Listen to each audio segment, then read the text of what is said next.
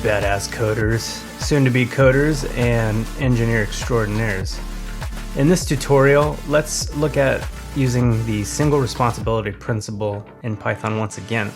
And we will break the calculator program into separate classes this time to create a more organized and maintainable code base. So we use classes to isolate the calculator's memory functionality and its basic arithmetic operations. This will make it easier to manage and modify in the future.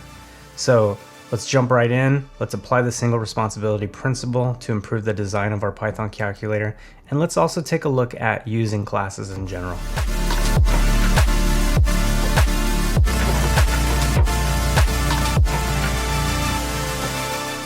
We are going to take the memory logic in our code and the calculator logic in our code, and we are going to move them into their own classes. Before we do that, let's discuss a little bit about classes and syntax for classes. We are here in VS Code. Open up the Explorer by selecting the document icons. Let's create a new file. I'll select the new file icon, select the language for the file, use Python. We will name this in a few minutes here, but let's look at the basic syntax for a class in Python. We use the class keyword, class name, colon, and then all its contents or everything within the scope of this class is tabbed in one. So we have my variable, which looks a lot like a normal variable, and then my value. And when we create a method or what looks like a normal function inside of a class, this is called a member function. And then our variable is considered a member variable because they relate to our class. We use the def keyword, my method name, colon, and we can have the self keyword, one argument, a second argument, and so on here. And then inside of our method, we would have the method implementation. And so this is just basically code that executes.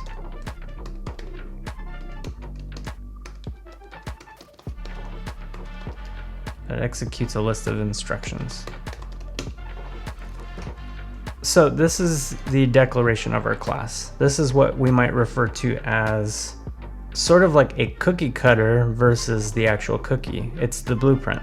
So you have your cookie cutter, which lays out the form and the shape of your cookie. It allows you to make modifications to it, but you don't actually eat it. We create objects from that cookie cutter class that we actually use. And then we're able to use what we've declared inside the class. And that's when we are in another function, another class, another file, and we are actually creating a object from it by calling the class name. So that might look a lot like being outside of this file and creating a name like example object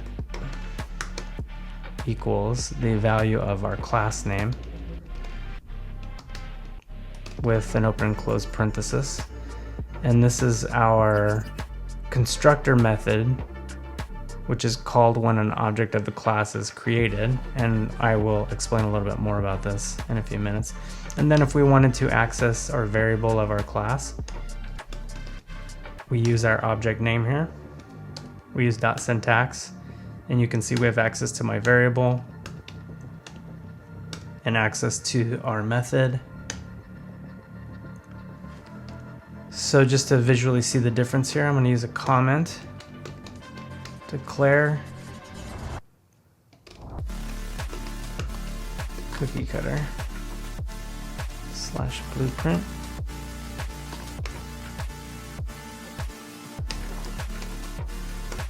And use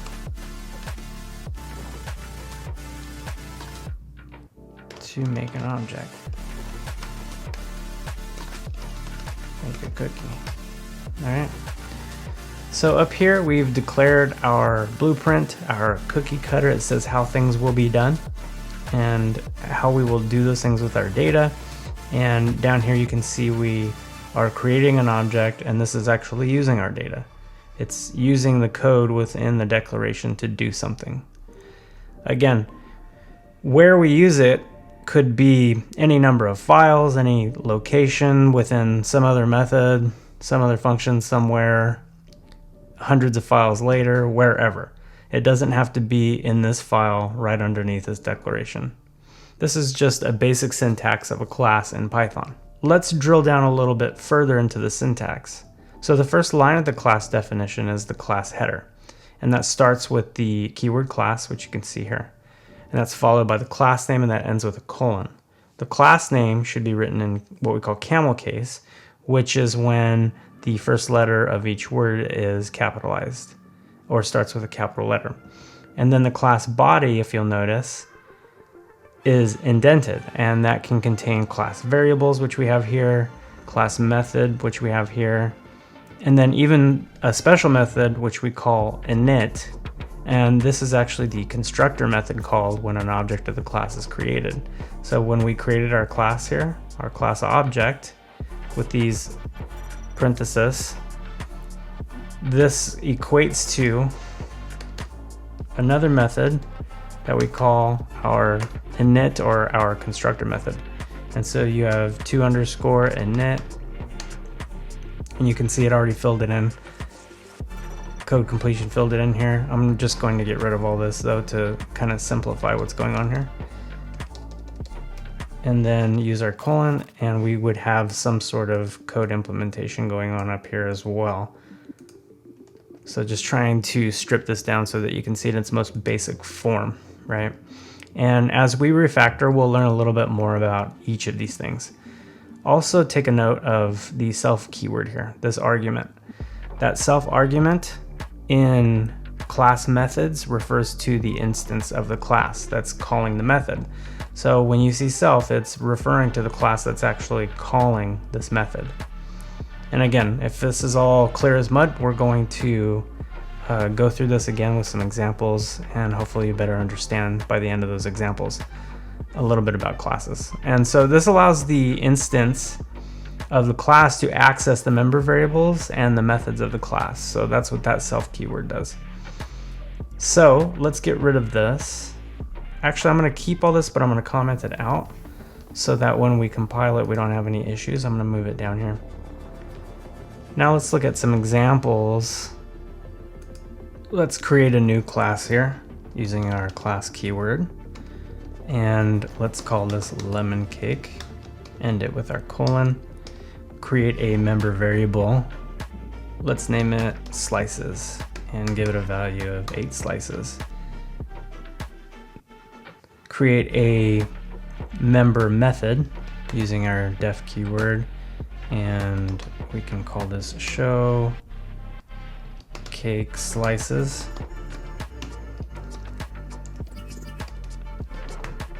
Use our self keyword, and inside we can print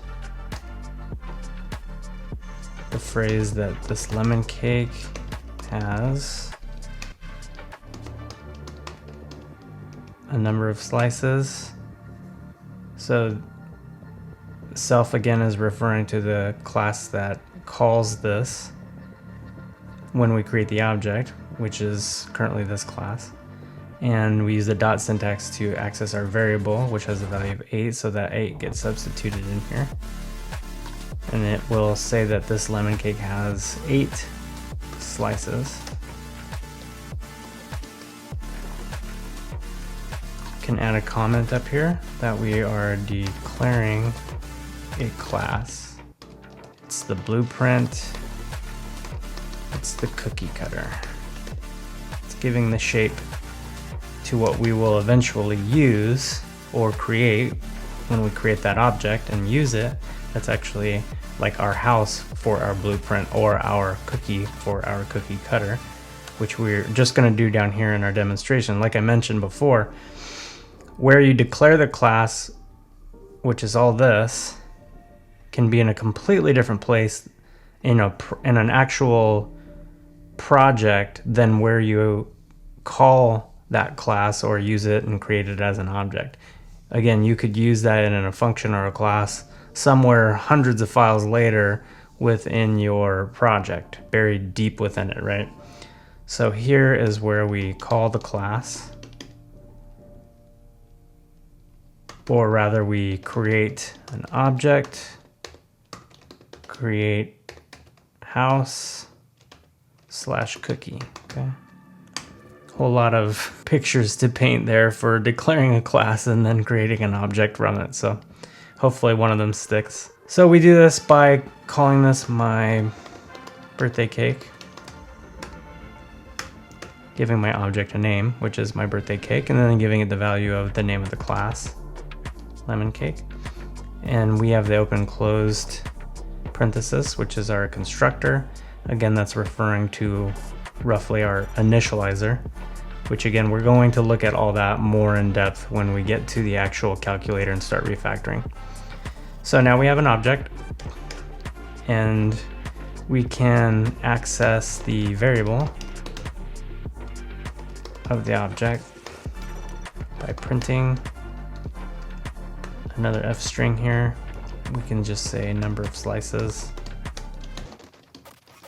and we'll run this through the compiler here. We'll call my birthday cake, and you can see through .syntax we can access slices. And then also, in addition to accessing our variable, our member variable, we want to access our member method. So we can say use the method here, use the method of the object, and then we can call my birthday cake. And again, once again, .syntax to access the show cake slices. We can run this. We could run this in the current file. Let me see if this will run up here, or if it's going to run my main file. We can call this class demo. Yeah, and you can see in the debug console, it's going to run my main.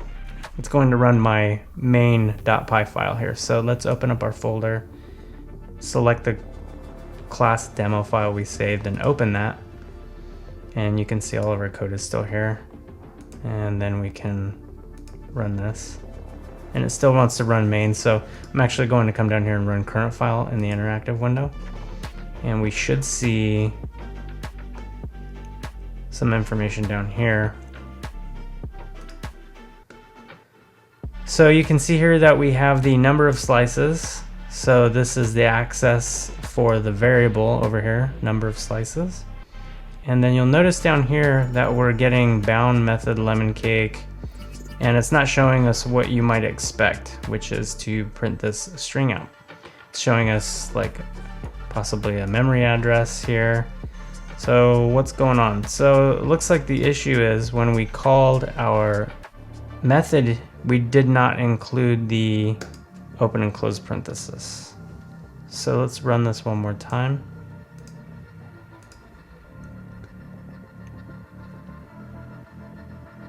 And now we get this lemon cake has 8 slices. So when you're using classes and you've created an object, which we did, we created my birthday cake object, and then we called the class name. We then have access to all the member variables and methods. So just remember that you can access your variables through .syntax after the object name. And also you have access to the methods using .syntax. And make sure when you call your methods that you use the open and close parenthesis. If we were passing several arguments, like we saw within the demo, where we had multiple arguments declared in here, then we would actually pass information in here as well.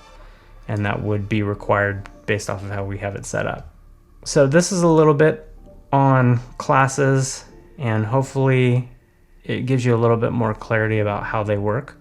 Let's jump into our code and let's start to refactor and take, when working with classes, memory related functionality, declare classes and a calculator in a specific functionality, way and set them up in a refactor specific them way. using single responsibility. So when we work with other code that we want to refactor them into their a own class, classes, we actually have to translate that code into a way where it's useful within the class declaration. and also interacting with other classes and other objects within our program correctly in a syntax for the class.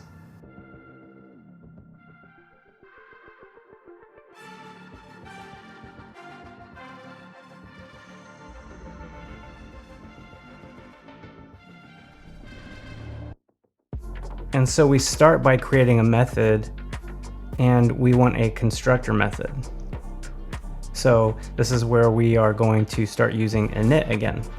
And that's because we want to initialize the object's instance variables when the object is created, so it's sort of automatic. So if you want certain things to automatically be created or executed when an object is made from your class, then typically you're going to want to use this init method.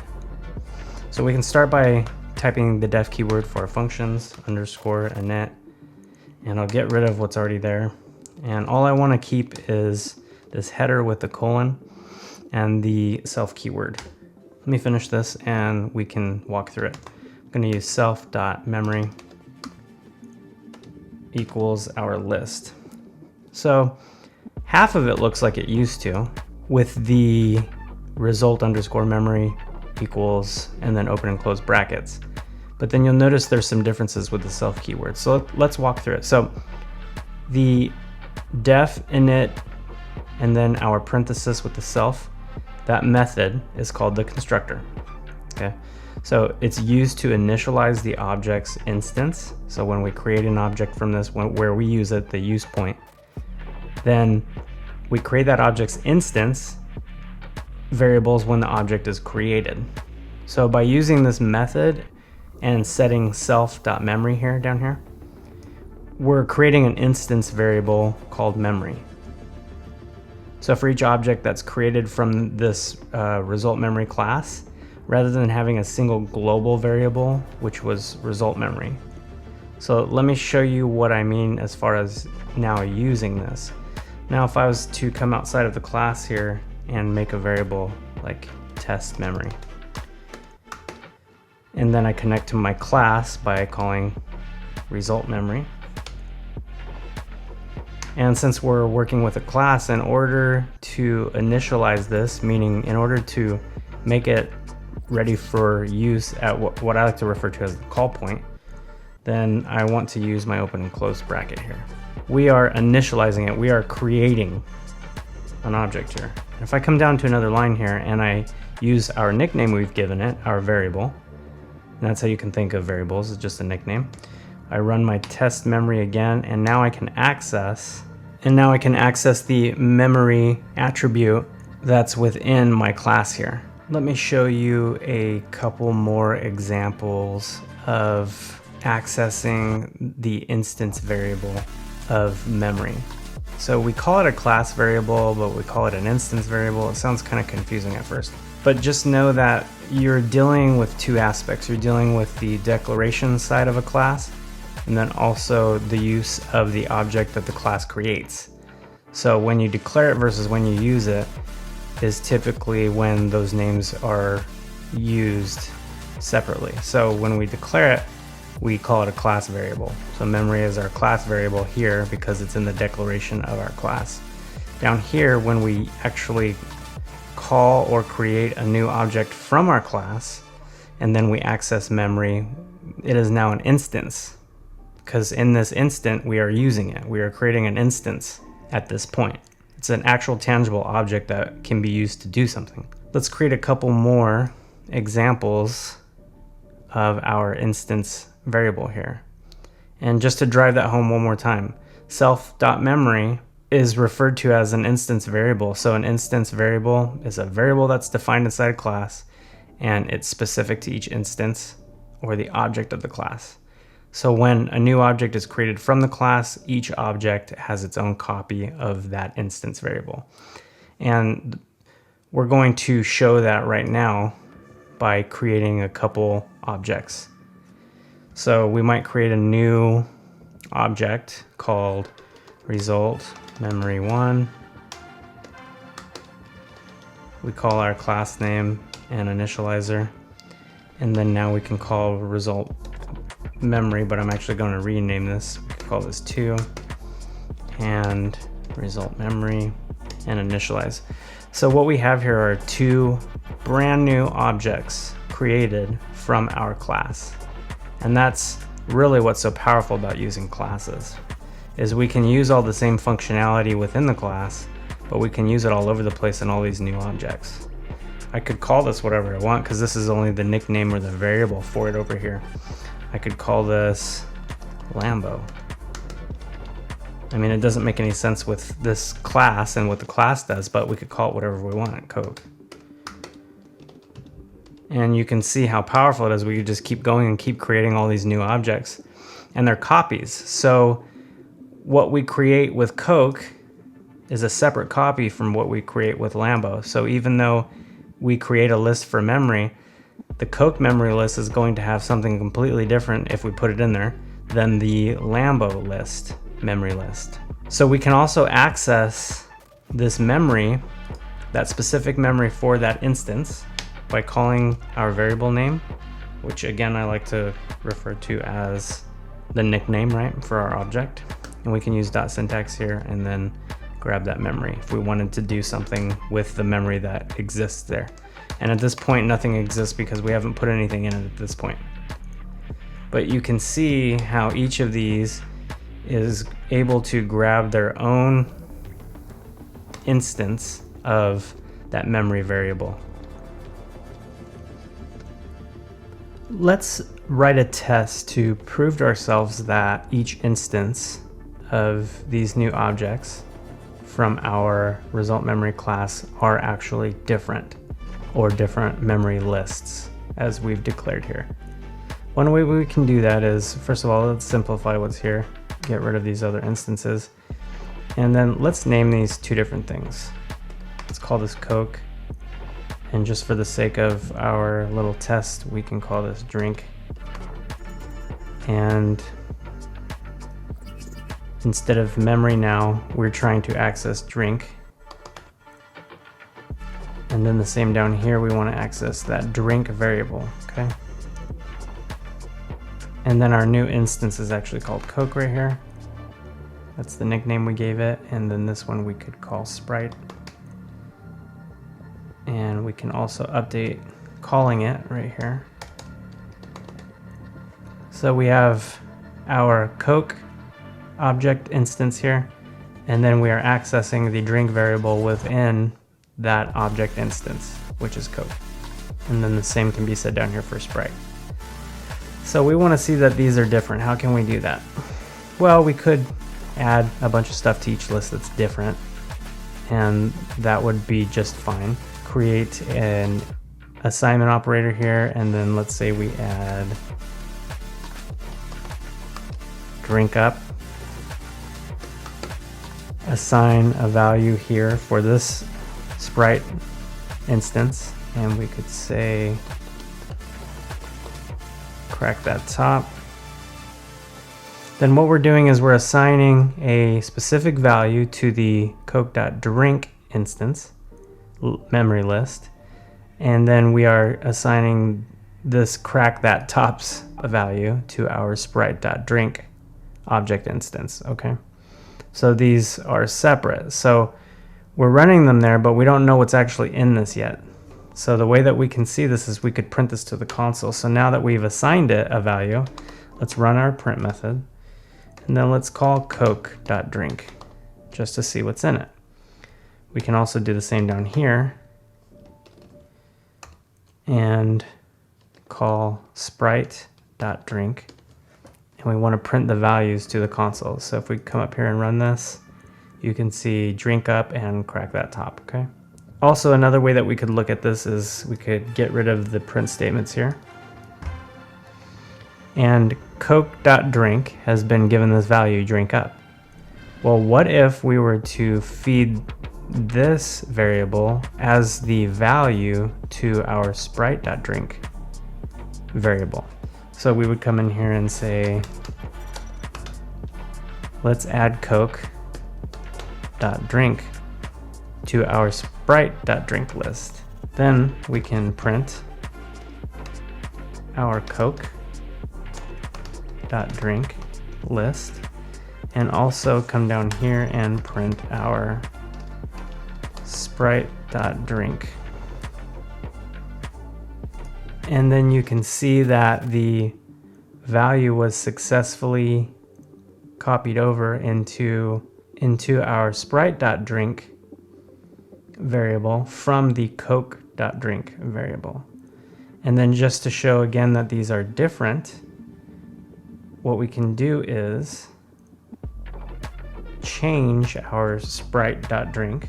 What we can do is change the value for our Sprite.drink to a new value. We can just say bubbly here if we want. And then print Sprite.drink again, just to prove that once again this is its own copy, a separate copy from the Coke.drink.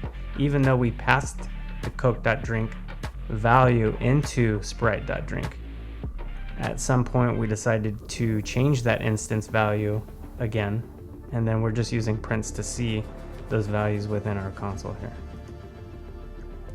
You can see that once again Sprite.drink has actually updated, but you can also see that the Coke.drink remains the same. So if I was actually to come up here and print Coke.drink once more, we can see that even though Sprite.drink changed, Coke.drink in fact still remains the same. And see we have drink up, bubbly, and drink up. So we see that Coke.drink never changed, but Sprite.drink was able to change. So this shows that these are in fact two separate object instances. Let's get rid of all of our examples here. And this is a great time to create the actual object instance for our result memory class. We are going to do that down here at the bottom of our code, right before calling the calculator here. And we could just name this result underscore memory, and that's what we are going to name it. And then we call the class result memory. What I've found in teaching something new like this, especially if you're really new to it, it's sort of difficult to see so many of the same words. So what we could do is give this a different variable nickname here. So we could just call this lemons. Okay. And we will change this back, but I just want you to see the difference. The reason that we also came down here is because we're gonna add some more method functionality. So we've successfully created a new memory list in our class, but what else, at what other locations within our code were we also using that result memory? Well, we were doing that here in the calculator. So you can really just look for all the points of where you're using those related things you want to refactor into a class. So like for instance, we were accessing result memory down here within our calculator method or our calculator function, and we were appending to the list now. So what we could do is, sometimes when I'm working with code, it's nice to just, instead of erasing stuff, just comment it out, and you can even keep a note, temporary, you could type whatever you want in here, but anyway, you can just comment it out instead of completely erasing it. And then what we can do is we could also create down at the call points before actually creating the blueprint in our class. And let me show you what I mean. It's almost like you're kind of dreaming a little about how you want to name things. And sometimes that's a little bit easier approach. So you may find this to be easier. So we're at the call point. We know that we want to append, and we know that we need a new method inside of our memory class, right? So I can call my name lemons, my nickname for the object instance here. Lemons. I know that I want to add the result. So I might create a method called add result, okay? And within add result, I want to do exactly like we did down here, which was pass result in, because inside of our method up there, whatever we were doing down here originally, which was appending to the list, we're actually going to take care of that inside the method, the new method that we create within our memory class. So all I have to do is call that method and pass that result into it because we're going to take care of appending inside of that method. So before we forget, I want to change this to result underscore memory. That's just our nickname again. We can call this result underscore memory. And what we're going to do is actually create this method right here. I'm going to copy this, come back up to my class, make sure I'm within scope of my class by tabbing in, use the def keyword. I'm going to paste my name for my method. We can actually leave result, and remember it's a best practice to start this off with the self keyword and then separate all of our parameters here. Result is what's going to get passed in. I always like to think of my open and close brackets for a method or a function as a doorway. It's an access point. So if we want something to be passed in or used inside of this method, be dropped inside of it, then we give a name up here within these parentheses, right? So inside of this method, what did we want to do? Well, we want to add to that memory list up here. So we have access to this, even though they're in different methods, because we're within a class. So I can just say within this instance that we are going to create, which is down here. Remember, it was our lemon instance that we renamed. What I'm saying down here with this new object instance that's created is when I use self keyword up there, I'm saying, hey, in this instance, when you've created this object instance down here, I want you to do something only on that instance, separate from anything else, and that's where this self keyword comes in. So I'm gonna say self, call that memory variable, and then say that I want to append. And what do I want to append? The value that is passed in here. So there is another successful refactor. So we were at the call point and we started by creating the new method name before we actually declared it in our new class.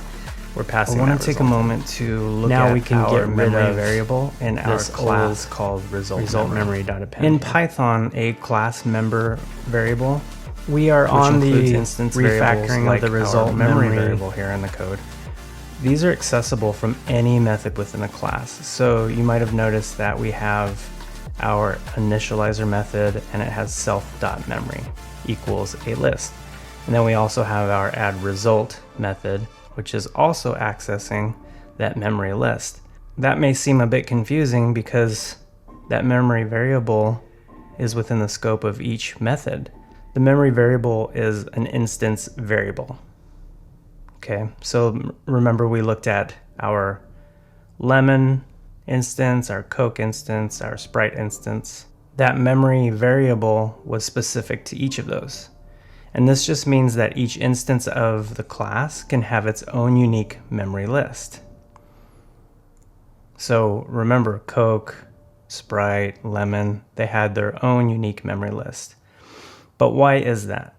Well, when a method like add result within our class is called on an instance of our result memory class, it has to access the instance specific memory list, and it does it through that self keyword.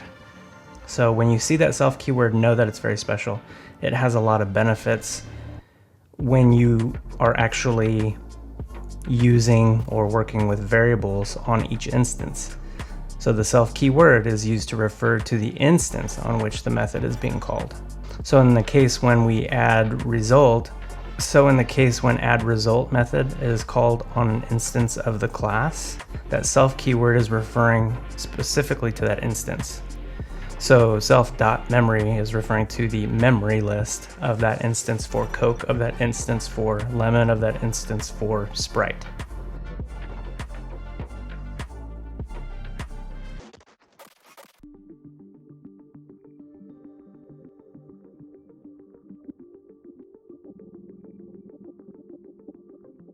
Let's go through our code and make sure we haven't missed anything related to our result memory.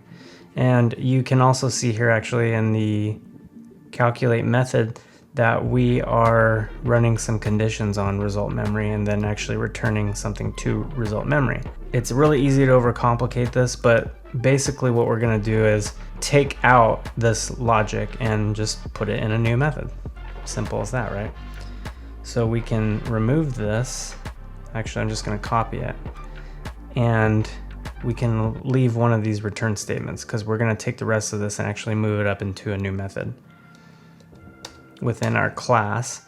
But in this conditional branch, else if this operation is equal to MR, then we're going to do something, right? So it's often as simple as that at the call point, which is really nice. That's what's nice about refactoring and using classes. So then at this point, we would just call result memory nickname or object instance variable here. And then using dot syntax, we want to access the new method that's going to take care of this logic we just copied out of here.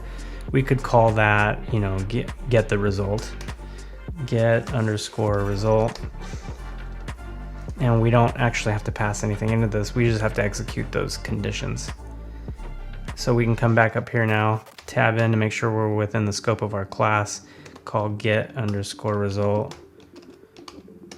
And then within here, place our logic. It's not always that simple, but this is actually really close to what we're going to be doing. So again, for the instance, if you want to do something with it, as far as moving values, we use our self keyword.